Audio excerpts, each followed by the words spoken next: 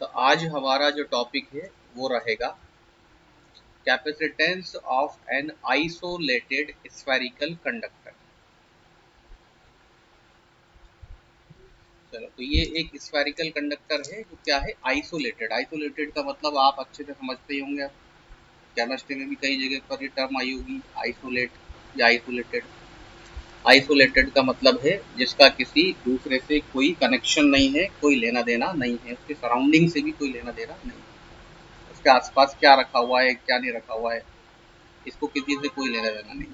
यानी हमें केवल और केवल स्फेरिकल कंडक्टर से ही लेना देना है, और उसी के लिए हम कैपेसिटेंस की वैल्यू निकालना चाहते हैं, मतलब स्टोरेज कैपेसिटी एक तरह से, कि इसकी चार्ज को स्टोर करने की जो एबिलिटी है वो कितनी है, कितना स्टोर कर सकते हैं। और उसको हमको एक फार्मूले की फॉर्म देनी है। उस फार्मूले में हमको ये पता लगेगा कि हमको अगर किसी कंडक्टिंग स्फेयर की कैपेसिटी या कैपेसिटेंस की वैल्यू बढ़ानी है तो हमको क्या करना होगा। उसके लिए कोई तरीका निकल जाएगा हमारे पास में कि इसकी कैपेसिटेंस बढ़ाने के लिए हम ये काम करें तो इसकी कैपेसिटेंस बढ़ जाएगी। चलो, तो डायग्राम से स्टार्ट करते हैं हम लोग। हमने माना कि हमारे पास में ये एक कंडक्टिंग स्फीयर है या स्फेरिकल शेल है, जो भी आप लेना चाहें, दोनों के लिए ही एप्लीकेबल होगा ये फॉर्मूला जो हम निकालेंगे। और ये इसका सेंटर हो जाएगा। इसकी रेडियस हमने मान ली स्मॉल आर, आप चाहें कैपिटल आर भी ले सकते हैं। हो सकता है आपको नोट्स में या कहीं बुक पर कैपिटल आर मिल जाए, तो कोई टेंशन वाली बात नहीं है। आप अगर इसकी रेडियस स्मॉल आर लेना चाहते हैं तो स्मॉल आर ले लें, कैपिटल आर लेना चाहते हैं तो कैपिटल आर ले लें, कोई फर्क नहीं पड़ता है। क्या किया हमने, इस कंडक्टिंग स्फीयर को कुछ चार्ज दिया। जब इसको कुछ चार्ज देंगे तो वो चार्ज कहाँ पर जाएगा, इसकी सरफेस के ऊपर यूनिफॉर्मली डिस्ट्रीब्यूट हो जाएगा, इसकी सरफेस के ऊपर फैल जाएगा पूरी तरह से। तो इस तरह से इसको हमने जो प्लस क्यू चार्ज दिया था वो कहाँ फैल गया, इसकी सरफेस के ऊपर फैल गया। ठीक है। अच्छा, अब इसकी हमको क्या निकालनी है, कैपेसिटेंस निकालनी है। और कैपेसिटेंस का जो बेसिक फॉर्मूला है जो हमने कल निकाला था वो क्या था, C is equal to Q upon V. तो चार्ज तो है हमारे पास में, हम कितना चार्ज दे रहे हैं इस स्फेरिकल शेल को या स्फेरिकल कंडक्टर को। अब और किसकी जरूरत है हमको, V, पोटेंशियल की वैल्यू की और जरूरत है हमको। तो इस स्फेरिकल कंडक्टर के लिए V की वैल्यू और हम लोग निकाल दें, पोटेंशियल की वैल्यू और निकाल करके इस फॉर्मूले में पुट कर दें तो कैपेसिटेंस की वैल्यू हमको मिल जाएगी। अब चार्ज कहाँ पर दिया हमने, सरफेस के ऊपर। जो भी अगर कोई दूसरा चार्ज और भी ज़्यादा चार्ज हम देते हैं, कहाँ पर जाएगा, इसकी सरफेस पर जाएगा। इसका मतलब ये कंडक्टर चार्ज को कहाँ पर स्टोर करने वाला है, क्या वॉल्यूम में करेगा या सरफेस पर करेगा, ये सोच करके बताऊंगी। ये जो कंडक्टर है बिल्कुल सही है, बिल्कुल सही है, क्योंकि हम कंडक्टर को जो भी चार्ज देते हैं वो कहाँ पर रहता है, केवल उसकी सरफेस पर, उसके वॉल्यूम में तो जाता ही नहीं है। तो इसका मतलब ये जो स्फेरिकल कंडक्टर है, ये स्फेरिकल कंडक्टर जो भी इसको चार्ज देंगे हम लोग वो कहाँ पर स्टोर होगा, इसके सरफेस पर। तो इसका मतलब हमको ये जो पोटेंशियल की वैल्यू है ये भी कहाँ पर निकालनी होगी, सरफेस के ऊपर। और हम लोगों ने शायद पढ़ रखा हो electric potential on the surface of spherical conductor. नहीं भी पढ़ा हो तो भी हमने इससे पहले फर्स्ट वाले चैप्टर में पढ़ा हुआ है electric field intensity. Electric field intensity की वैल्यू क्या होती है on the surface of conductor, के क्यू अपॉन आर स्क्वायर, ये हमने पढ़ा हुआ है। Capital R is the radius of spherical conductor. Capital R क्या लिया था हमने, रेडियस ली थी। आपको बता देता हूँ मैं, कुछ ध्यान आ जाए। इस तरह से हमने एक स्फेरिकल शेल लिया था और उसको कुछ चार्ज दिया था जो इसके सेंटर पर आया था, सॉरी इसके सरफेस पर आया था। और हमने तीन डिफरेंट डिफरेंट पोजीशन पर ई की वैल्यू निकाली थी। एक तो आउटसाइड पॉइंट पर ई आउट की वैल्यू निकाली थी, एक सरफेस पर निकाली थी हमने, और एक ई इन निकाली थी। ध्यान हो तो आपको, ई इन की वैल्यू 0 आई थी, ई आउट की value K Q upon small R square आई थी। और सरफेस पर K Q upon capital R square आई। तो सरफेस पर कितनी थी, कैपिटल आर स्क्वायर। अगर इस रेडियस को हम स्मॉल आर मान लें तो के क्यू अपॉन स्मॉल आर हो जाएगा।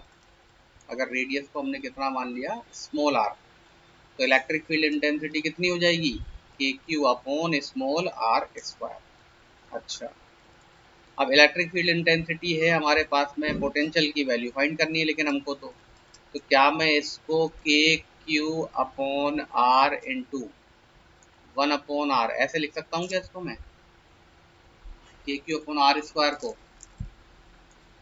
और हम जानते हैं के क्यू अपॉन स्मॉल आर तो वी होता है पोटेंशियल, के क्यू अपॉन आर क्या होता है, वी।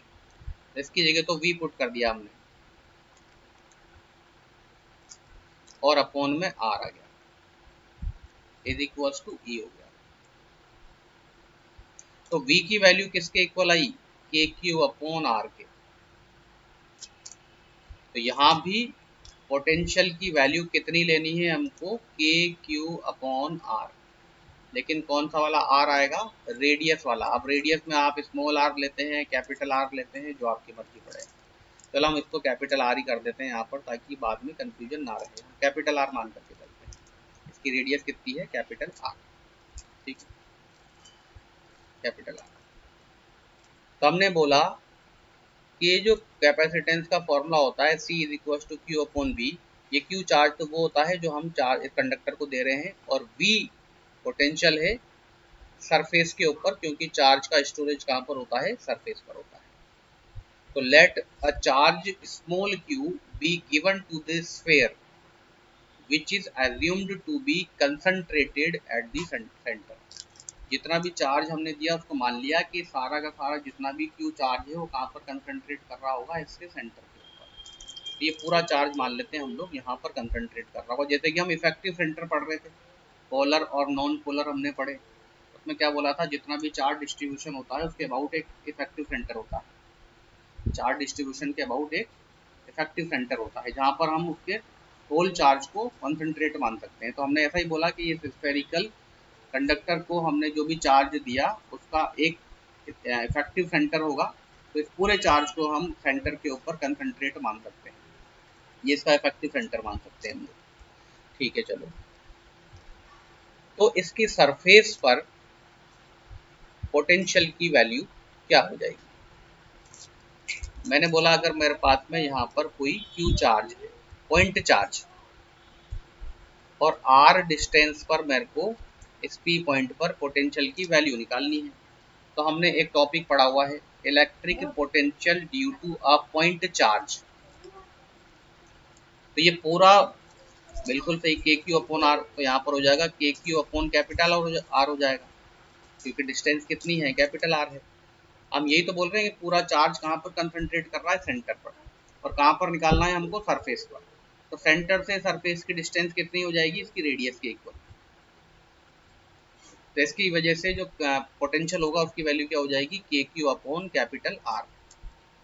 अब के को क्या लिख सकते हैं हम, 1/4 पाई एप्सिलॉन नॉट।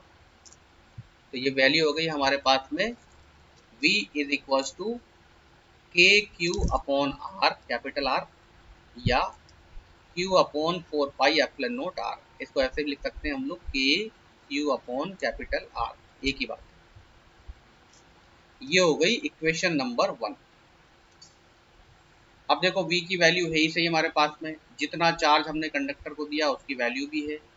सीधा सीधा सा क्या करें हम लोग, कैपेसिटेंस का जो फॉर्मूला है उस कैपेसिटेंस के फॉर्मूले में v की वैल्यू को पुट कर देते हैं। जैसे ही v की वैल्यू को पुट करेंगे कैपेसिटेंस की वैल्यू आ जाएगी हमारे पास में। तो फ्रॉम द डेफिनेशन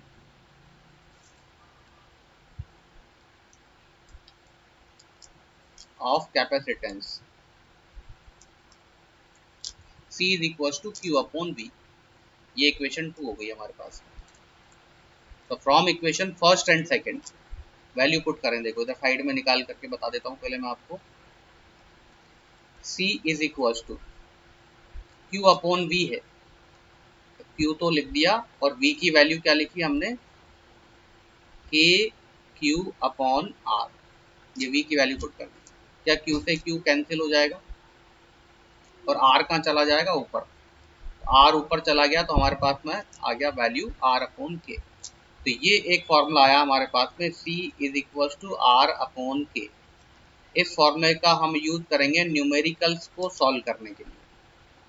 जब भी हमको कोई न्यूमेरिकल आएगा आइसोलेटेड स्फेरिकल कंडक्टर से रिलेटेड, इस फॉर्मूले का यूज करेंगे। डायरेक्टली आर की वैल्यू क्या हो जाएगी, radius of the spherical conductor, वो हमको गिवन होगी। और के की वैल्यू आप लोग सब लोग को पता ही है कितनी होती है, 9 इंटू 10⁹।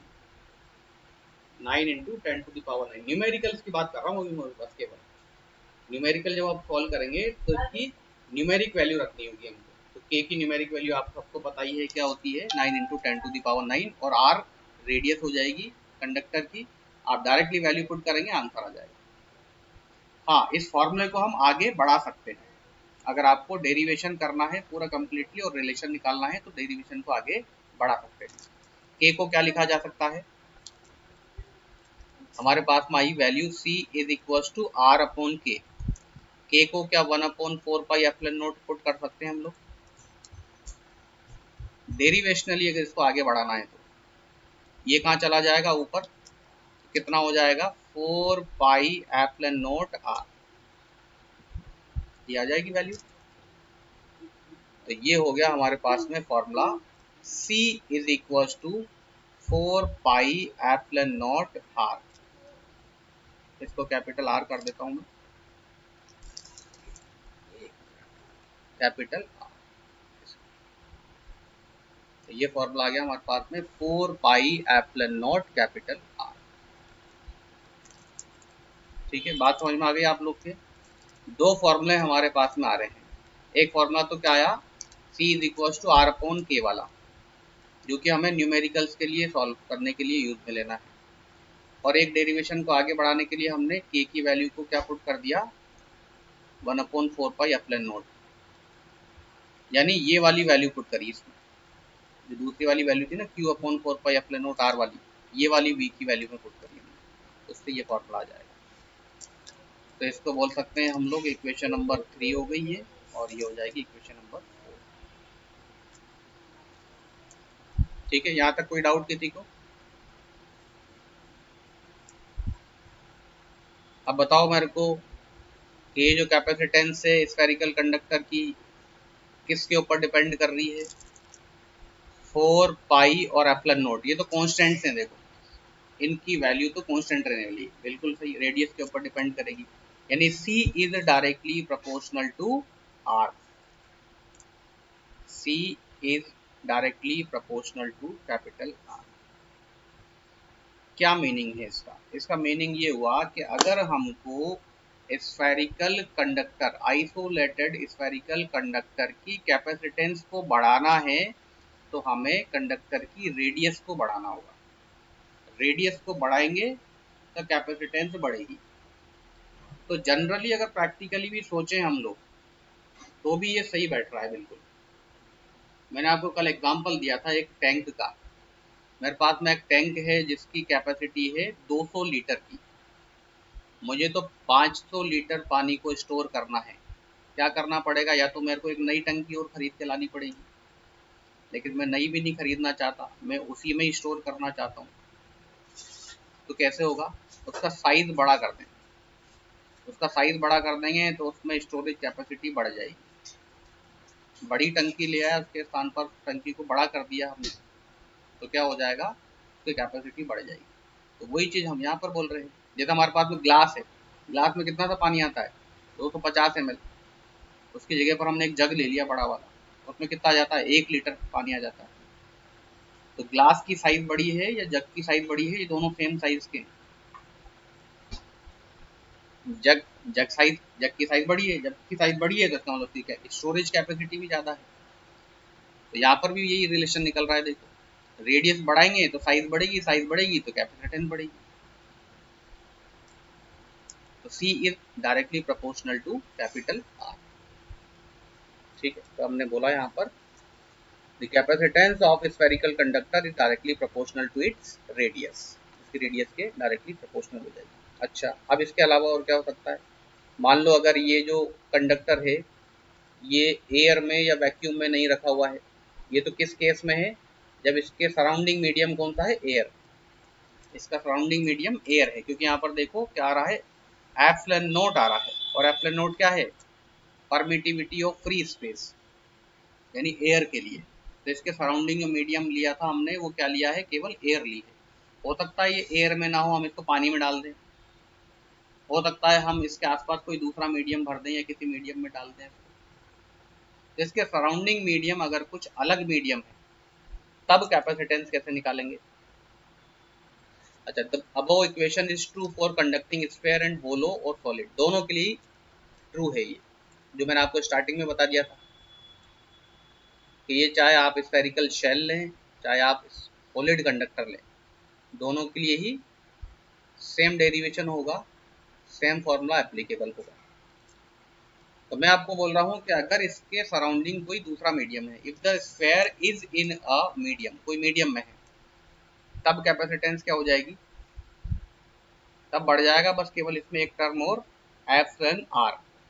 एप्सिलॉन आर ये होती है relative permittivity of the medium, relative permittivity of the medium, epsilon R. जो भी मीडियम इसके सराउंडिंग में होगा उसकी रिलेटिव परमिटिविटी है। तो 4 पाई एप्सिलॉन नॉट आर तो था ही सही, या कैपिटल आर ले रहे थे हम, तो कैपिटल आर तो था ही सही। यहाँ पर सराउंडिंग में कोई मीडियम होगा तो उसकी रिलेटिव परमिटिविटी से और इसको प्रोडक्ट करना होगा हमको। तो ये हो जाएगा 4 pi epsilon naught epsilon R into capital R. चाहे तो मैं बताऊं इसको कहां से आया, बताना है कहां से आया,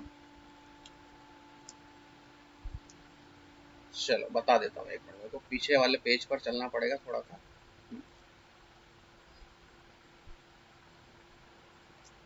देखो ये आया हमारे पास में, हमने लिया C is equal to 4 pi epsilon naught are.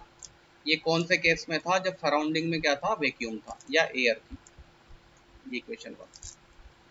लेकिन हमने बोला कि इसके सराउंडिंग में कोई मीडियम है, कोई अदर मीडियम है, तो हम उसको Cm लिख सकते हैं, कैपेसिटेंस इन मीडियम। तो 4 पाई एप्सिलॉन नॉट की जगह पर आ जाएगा एप्सिलॉन m एक्चुअल में, क्योंकि अब इसके सराउंडिंग में वैक्यूम नहीं है। एप्सिलॉन नॉट क्या होता है, परमिटिविटी ऑफ फ्री स्पेस। जब वैक्यूम होता है तो फ्री स्पेस की परमिटिविटी यहाँ पर लेते हैं। लेकिन जब हमने इसके सराउंडिंग मीडियम कोई भर दिया, या इसको किसी सराउंडिंग किसी मीडियम में रख दिया, तो फ्री स्पेस की की जगह पर क्या आ जाएगी, permittivity of the medium, medium की परमिटिविटी आ जाएगी।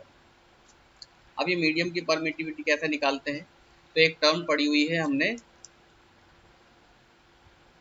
डाई इलेक्ट्रिक कांस्टेंट या रिलेटिव परमिटिविटी, दोनों सेम ही चीज है, एक ही चीज को बता रहे हैं दोनों। डाई इलेक्ट्रिक कांस्टेंट या रिलेटिव परमिटिविटी क्या वैल्यू होती है इसकी, इसकी वैल्यू होती है epsilon m upon epsilon not. The permittivity of medium with respect to permittivity of free space is known as relative permittivity। फिर से रिपीट कर रहा हूं, the permittivity of medium with respect to permittivity of vacuum is known as relative permittivity of medium। यानी epsilon R is equal to epsilon m upon epsilon naught. यहाँ से epsilon m की value बताओ मेरे को क्या आएगी, क्या एप्सिलॉन नॉट एप्सिलॉन आर आएगी क्या, ये वैल्यू को यहाँ पर पुट कर दो, तो कैपेसिटेंस हो जाएगी अब 4 pi epsilon naught epsilon R into capital, जो कि वहां पर लिखी हुई है। ठीक है, आगे बात समझ में।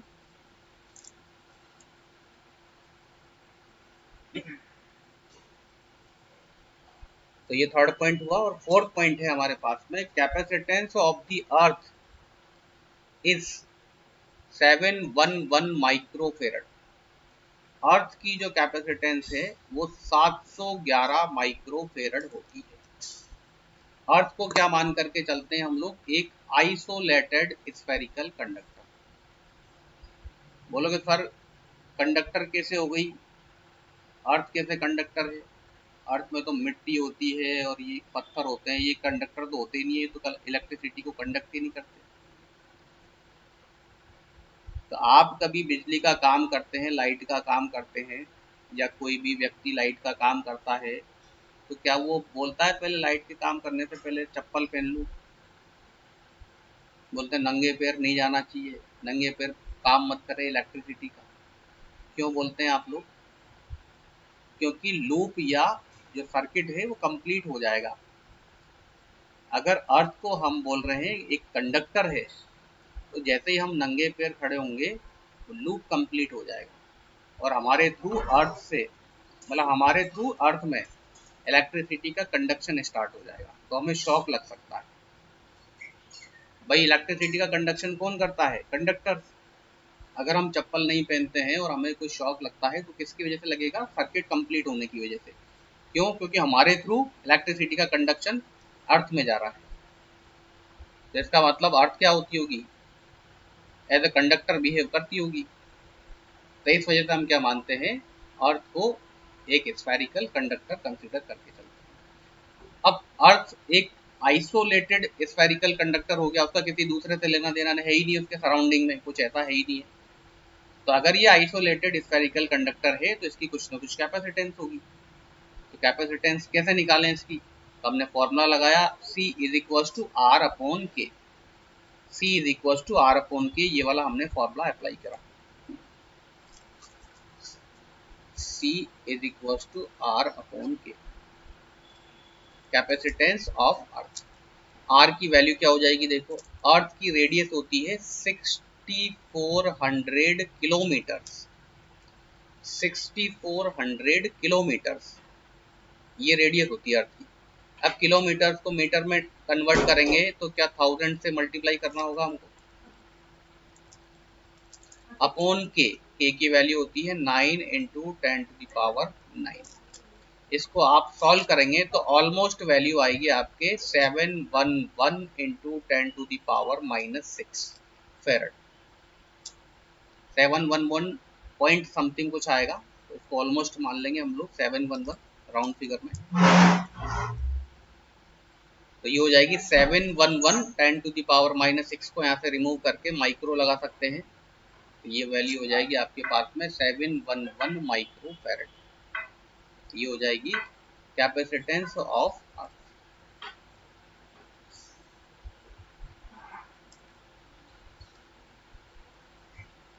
देखें यहाँ तक कोई डाउट किसी को? तो अब इसके बाद में हम एक इम्पोर्टेंट टॉपिक और लेने वाले हैं। एक ऐसा डिवाइस पढ़ने वाले हैं हम जिसके थ्रू कंडक्टर की कैपेसिटेंस हम बढ़ा सकते हैं।